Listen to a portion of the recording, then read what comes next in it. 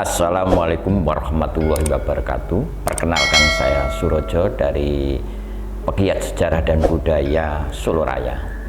Berkenaan dengan suksesi yang ada di Puro Mangkunegaran, bahwa untuk suksesi di Puro Mangkunegaran itu berbeda dengan suksesi yang ada di Karaton Surakarta maupun di Kesultanan Yogyakarta.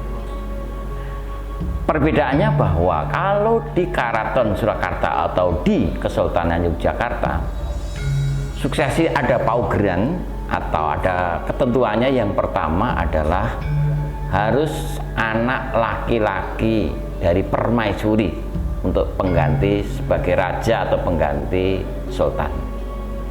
Jika permaisuri tidak mempunyai anak laki-laki, maka alternatif yang kedua adalah anak laki-laki yang paling tua secara umur. Itu adalah ketetapan atau paugeran yang berlaku di Karaton Surakarta ataupun di Kesultanan Yogyakarta. Namun untuk Pura Mangkunegaran, Puro Mangkunegaran ini adalah sifatnya kadipaten, jadi bukan kerajaan ya. Harus dapat dibedakan. Puro Mangkunegaran ini yang dulunya adalah merupakan hasil Hanggaduh, kemudian ditetapkan oleh perjanjian Salatiga yang mendapatkan sekitar 3.500 hektar, bahwa Puro Mangkunegaran ini mempunyai suksesi yang berbeda dengan kerajaan. Kalau kami lihat dari beberapa catatan-catatan dari buku-buku sejarah tentang berdirinya Puro Mangkunegaran sampai pergantian suksesi dari Mangkunegoro I dan seterusnya, bahwa pergantian Mangkunegoro ini melihat situasional, artinya situasi yang terjadi pada saat itu bagaimana, situasi yang dibutuhkan pada masa itu bagaimana.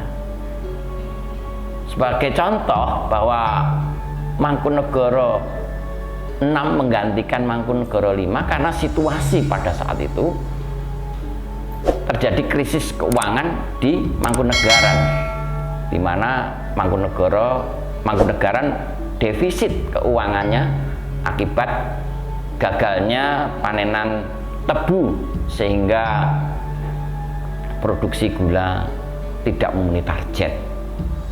Artinya ini situasional. Demikian pula nanti untuk selanjutnya, bahwa ini juga situasional, artinya bahwa suksesi Mangkunegaran itu tidak mesti harus seorang putra, tidak mesti harus seorang putra.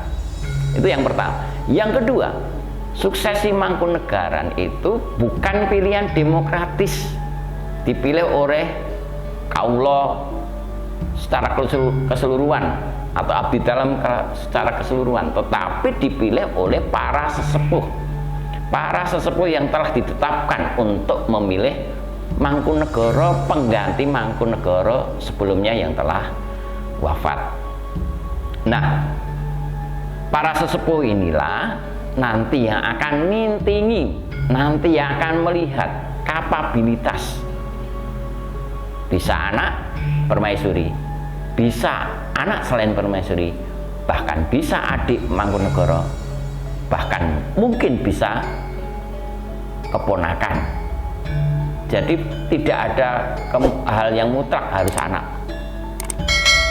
Dan ini nanti akan dikembalikan kepada sang pemilih dari para sesepuh-sesepuh yang memilih Mangkunegaran.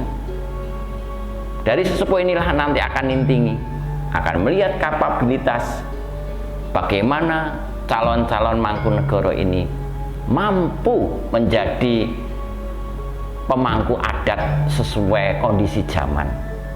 Karena apa? Nut zaman kelakoni bahwa jabatan pemangku adat di Mangkunegaran ini harus sesuai juga dengan kondisi zaman. namun juga tidak meninggalkan tradisi bahwa Mangkunegaran ini dipimpin oleh seorang pemangku adat, di mana pemangku adat ini ditetapkan oleh para sesepuh Mangkunegaran yang telah dipilih oleh keluarga Mangkunegaran. Sekian, terima kasih. Saya Surojo, pegiat sejarah dan budaya Solo Raya. Matur nuwun.